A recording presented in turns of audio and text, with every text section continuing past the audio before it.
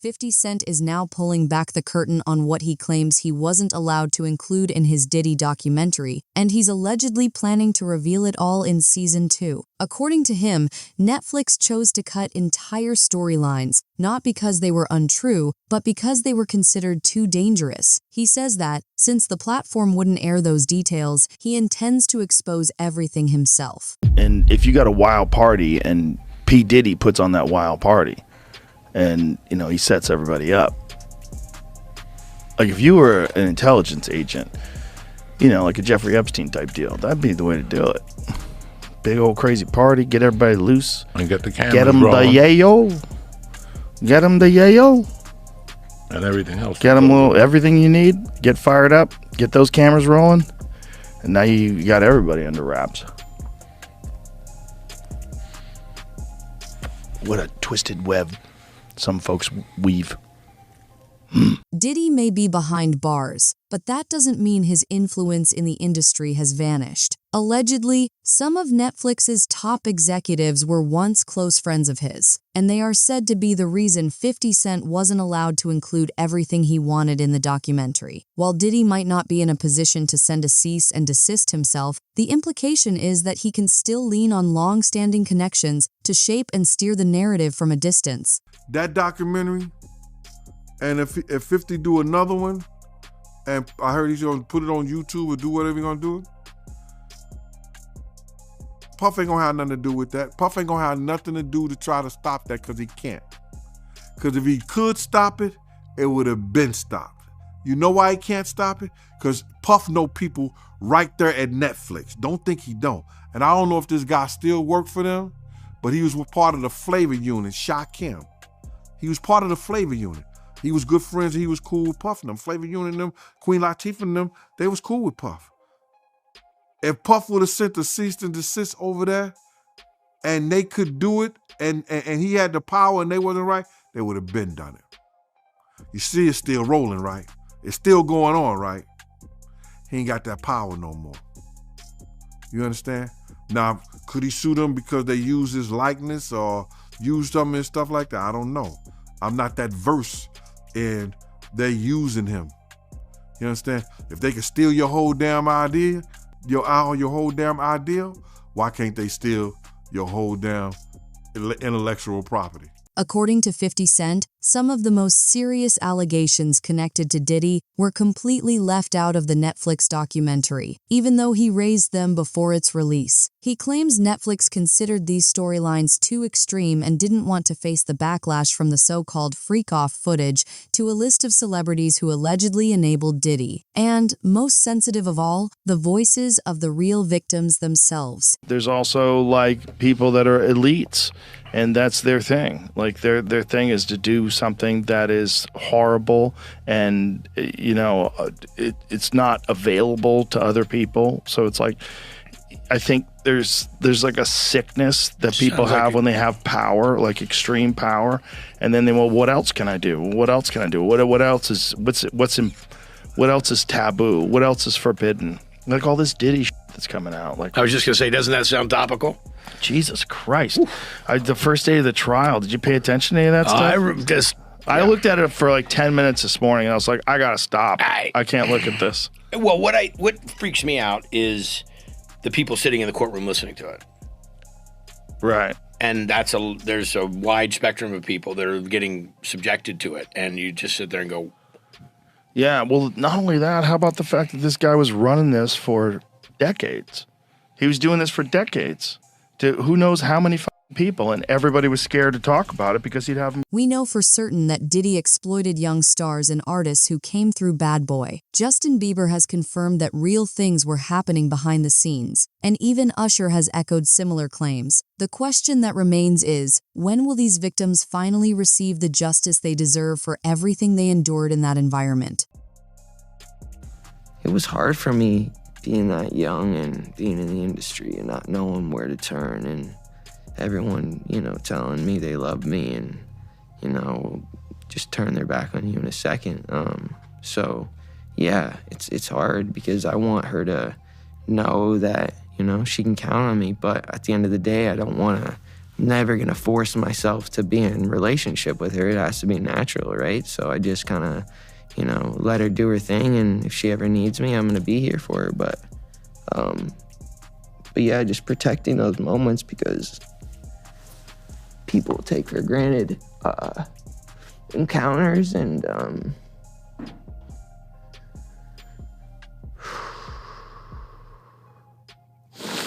yeah. So yeah, I just want to protect her, you know. According to the documentary's critics, nearly everyone who spoke out against Diddy referenced minors and alleged past sexual abuse. Yet none of those claims ultimately appeared in the trial record, and Netflix once again avoided addressing them on screen. This raises an uncomfortable question. Why were those allegations left out? 50 Cent has argued that Netflix was never going to approve a documentary that fully exposed the wider industry, which is why he now says he plans to release the second season independently, a move he believes no one inside the business will publicly support. I knew 50 Cent was not done with Diddy. I knew 50 Cent was not done with Diddy. He just confirmed that he has more stuff on Diddy that he couldn't even fit in the 4 episodes in the new Netflix Diddy documentary. With 50, it is so hard telling what this man got his hands on, but he said this in reference to the videos that he got of Diddy before he went to jail. A lot of the personal footage of Diddy has shocked a lot of people. And I know, 50, the way you run, this cannot be all that you have. Is there other stuff that you just have not shown? Yeah, well, everything couldn't make the... It was 4 episodes. Right. So it was a lot. You had to pick and choose things. And on top of him saying that he has more dirt on Diddy, he is also saying that more people came to him with allegations against Diddy that never made it into the Netflix documentary. With the anticipation, they ask him, are you going to make a second documentary and put it on Netflix since you have all of this stuff? And he says that he is about to put it on YouTube. With everything that was out and all of these people that were coming forward, have there been any new tips that you've gotten since it has been released? Well, yeah, everyone starts to feel a little more comfortable when they see other people telling their truth about it. Yeah. So, yeah, it's got to be something on YouTube coming. Yeah. I know. I'm not gonna lie, I felt like certain things were left out of this documentary, but now to hear him confirming it and saying he still has more and this man is about to post them on YouTube, I can only imagine what we haven't seen yet. Okay, this is getting absolutely crazy. So yesterday we heard 50 Cent confirm that he does have more video footage of Diddy, and now he's saying he has 140 more hours of video footage of Diddy. Now in a post he made about this video footage, he is saying he has 140 hours, and he did it with a video where there was a man claiming that 50 Cent has video footage of Diddy doing alleged criminal activity, and this could possibly get him more time. And this is the post that 50 Cent made. Correct, 140 hours of footage. I don't understand why he filmed himself, but I'm glad he filmed himself. The people who are supporting him will be quiet very soon when more comes out. What 50 just came across in that secret little Diddy footage that he paid from the videographer that Diddy didn't pay, they are saying 50 has footage that will not only add more time to Diddy's sentence, but Diddy might not ever come out. Listen up, check this out. Now y'all know that footage that where Diddy is behind the scenes talking to his lawyer and all of this stuff, and people like, damn, what was Diddy recording it? Well, Diddy was recording it because he thought he was about to beat the case. So he wanted to do a Netflix documentary. Didn't pay the guy, and then 50 got all 140 hours of footage of secret Diddy tactics. Well, there's a guy named Neil who was mentioned in the court, works right up under Diddy, was organizing everything.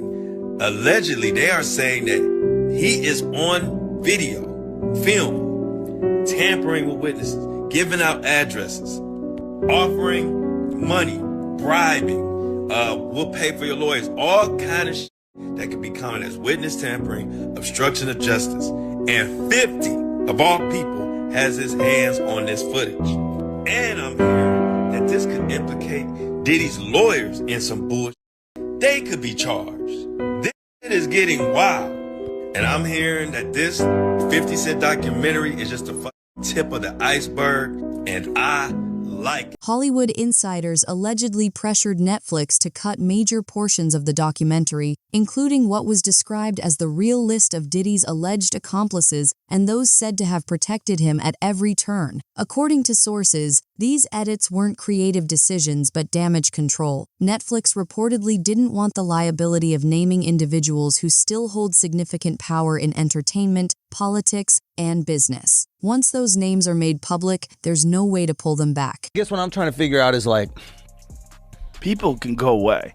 I mean, that's what people were saying, and maybe everybody's a conspiracy theorist now, but that's what people are saying about the Diddy situation. Like when the feds rolled up, with the fucking Hummers and shit, they're like, it wasn't about Diddy, it was about if there were tapes of powerful people there. Yeah.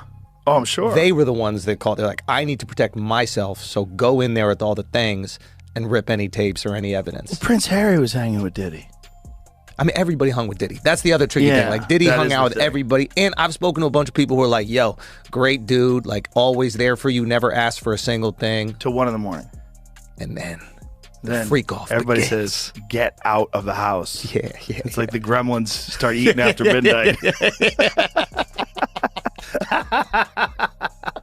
Everybody who tells the stories like, I saw her go upstairs and these dudes are like right on the couch. Yeah. And then I go in this room and these guys. It wasn't just alleged victims that Netflix chose not to focus on. None of Tupac's family appeared in the series, even though they've been actively pushing for answers in his case since last year. They have repeatedly stated that they believe the truth was deliberately buried and that money, fear, and influence kept key witnesses silent. Tupac's relatives have also questioned why major figures were never thoroughly investigated and why certain leads were ignored altogether. Yet none of these concerns or perspectives were included in the Netflix documentary. TV has just confirmed that the family of Tupac Shakur is investigating a potential link between the murder of Tupac and Sean Diddy Combs. This coming from attorney Alex Spiro, who represents Tupac's family. Now, this investigation had been previously reported by unnamed sources, but earlier today, Spiro confirmed to our Court TV team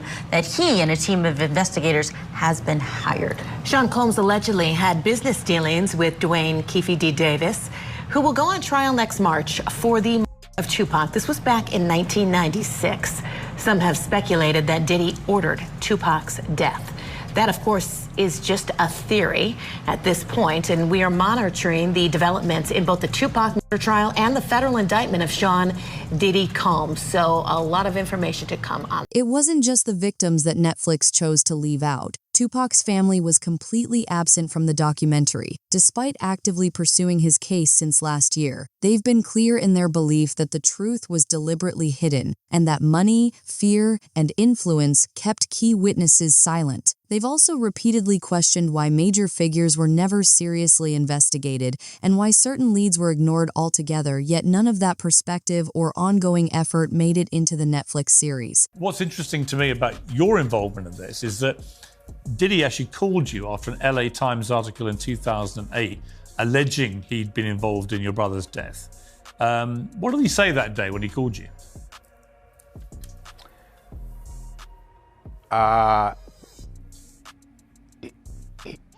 He was in town. He was in LA at the time. He was on the radio. He asked a local DJ that we all know, Big Boy, to reach out to me because he wanted to speak to me about something. This is a few years after Pac's murder, and we all were familiar with all the rumors and stuff. I said, yeah, let me talk to him. So he called me, and I had my guys with me, Thug Life guys, and we heard what he had to say. He basically said he ain't have nothing to do with my brother's. And I told him the truth is still yet to come out, so we're gonna see. Here we are 27, 28 years later. Looks like there's some doubt in that statement. So, thus, along with all the other suspicions that people have, it was time for it to be investigated. In a statement at the time, Diddy declared, "This story is a lie, the LA Times story.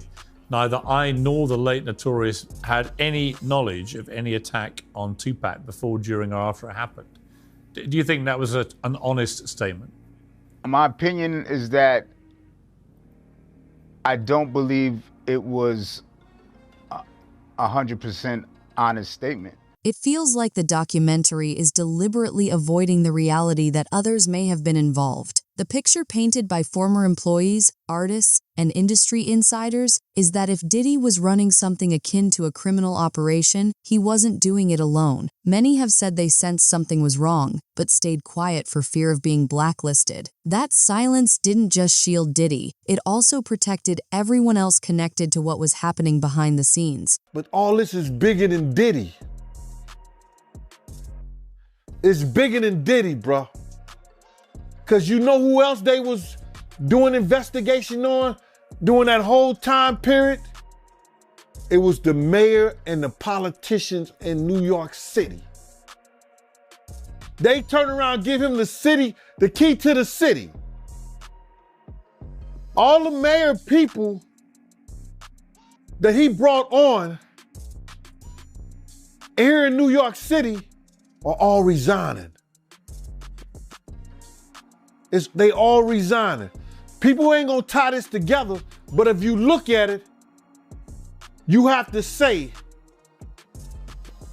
because of Mayor Adams and his relationship with Diddy, it brought on the Southern District of New York to start investigating Diddy on civil lawsuits that was put against him.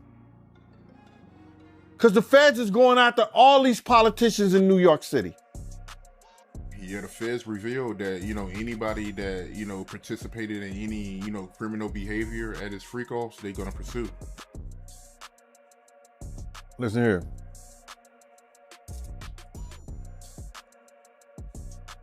The mayor here take like 15 spoons of sugar in his coffee. So it's all a possibility. Do you think there's any celebrities on them tapes? Bro, he gave celebrity parties. So what you think? The rumors are that Diddy was running some kind of Epstein type deal where he was filming everybody, right? That's the rumors. Yeah, I don't know that there's any proof or anything other than that. The thing is, like, we're getting the rumors from the internet, and the internet thinks that the Taliban took out that bridge in Baltimore. So it's like, who knows? Who knows what's real? That's what Diddy's lawyers, I think, said. It was like, yeah, these are just trumped up charges. Not trumped up, I don't think they said that, but like bullshit charges. Dude, when Homeland Security invades your house, you got problems. With dudes with guns and body armor. Someone said that they weren't there to take stuff. They were there to delete everything. Like the real people that were in there, Oh, like that's the same funny. thing with Epstein.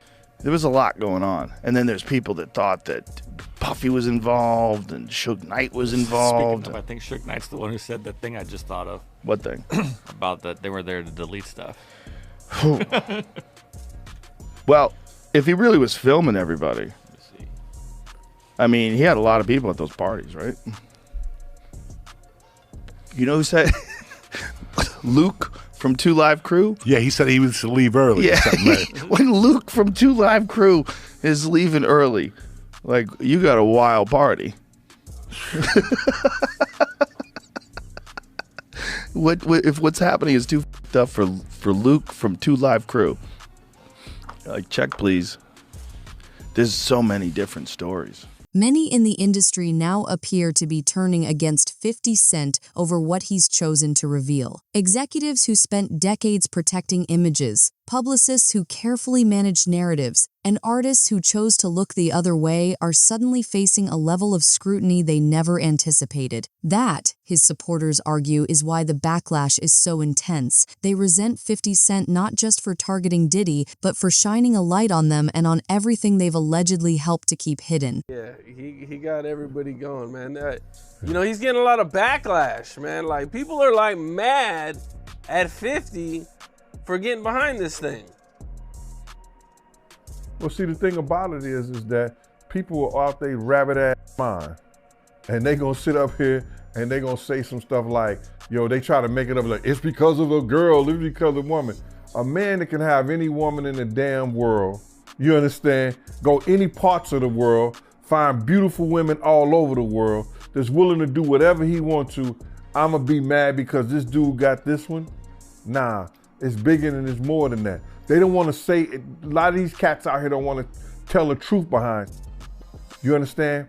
When 50 was out here, trying to get into, well, he was writing for most of Puff stuff. He was writing for artists. He was writing for different people. LL, Puff, whatever he can get money at, you know what I'm saying, to do some writing and stuff like that. Jam Master Jay had him writing something like that. So Fifth was writing. Then when he did How to Rob the Industry Cat joint, he's supposed to be the next one to come out of New York. You understand what I'm saying? He gets in this beef, you know what I'm saying, with Murder Inc., Ja, Irv Gotti, Supreme them. They try to eliminate him. Then Puff and the other people put a tag on him where it's that, yo, don't let him make no money. Don't sign him. You ain't gonna have none but problems. They put a bad tag on him. You understand? He gotta go to the West Coast and with Dre and Eminem to get his deal. You understand what I'm saying? So they put this tag on him to stop him from eating his craft. You understand? They try to kill him, you understand? Because they got a problem with him. And then you supposed to have some love. So people who try to take you out of here, try to stop you from eating and everything like that. Diddy was a part of that too. He was a part of that. 50 isn't stopping with the documentary. He says he's prepared to take this fight as high as it can go, even claiming that if it ever came to a pardon discussion, he would personally reach out to Donald Trump to try to ensure Diddy never receives one. 50 Cent's highly anticipated documentary about Sean Diddy Combs is officially here. And we hear from two jurors from the Diddy trial, some accusers who spoke out for the documentary, and 50 Cent got his hands on some footage that Diddy claims belongs to him. We have to find somebody that'll work with us that has dealt in the dirtiest of dirty business. We're losing. I reached out to Sean Combs' spokesperson, who tells me that the reason why that personal footage exists is because Sean Combs has been documenting his own life since he was 19 years old. They say that this footage was captured from a personal videographer hired by Sean Combs. If Sean Combs watches this, what do you think he's going to feel? Like, wow, this is amazing. I think he's going to say this is the best documentary I've seen in a long time. Because you'll see people saying that. I mean, he may feel a different way about pieces and bits of it, but he knows the truth. His lawyers even sent a cease and desist letter to Netflix, which I have obtained. I reached out to Netflix and they referred me to a statement from the documentary's director who says, quote, "It came to us, we obtained the footage legally and have the necessary rights." Diddy has reportedly talked about suing 50 Cent and Netflix for $1 billion, but it's unlikely he will ever follow through. He knows that if he actually took 50 Cent to court, 50 could respond by making all the tapes and alleged evidence he claims to have public for everyone to see. 50 Cent don't give a damn. He don't give a damn.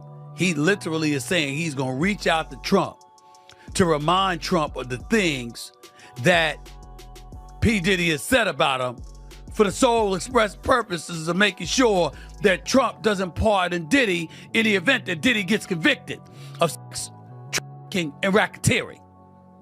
That's what 50 Cent is sworn to do. And I gotta admit to you, that's wild. Damn, you know you got an enemy there when the man want to go out of his way to contact the president, you know, and clearly he has some kind of inroads where he can get to President Trump so President Trump can hear him. He's basically saying, yo, brother need to go down. Some critics have argued that if Diddy avoided a harsher outcome, his fame played a major role. One juror was reportedly a fan, raising doubts about how impartial she could truly be in the courtroom. Bad Boy co-founder Kirk Burrows has echoed this sentiment, claiming the jury appeared mesmerized by Diddy and suggesting that his star power heavily influenced how the trial unfolded. Jurors in the Diddy doc that I am very briefly in show us two very different perspectives that combine to create the not guilty verdicts on the big charges. This one is a fan. She liked day 26. But you can see the glitter in her eyes from being around Puff. It's like she went to a concert. She's excited to share moments with him, to look at him during the trial, to feel the same things as him, to see him doing the same nod that he did during making the band. She's won over by the fame, and I'm sure that's part of why some of these jurors voted not guilty. But this man knows and cares nothing of Puff's fame. But he says, why did she keep going back to him like they were lovers in a crazy relationship? This is a complete misunderstanding of trauma bonds, as well as a complete misunderstanding of how Cassie was personally, financially, and professionally yoked to Diddy.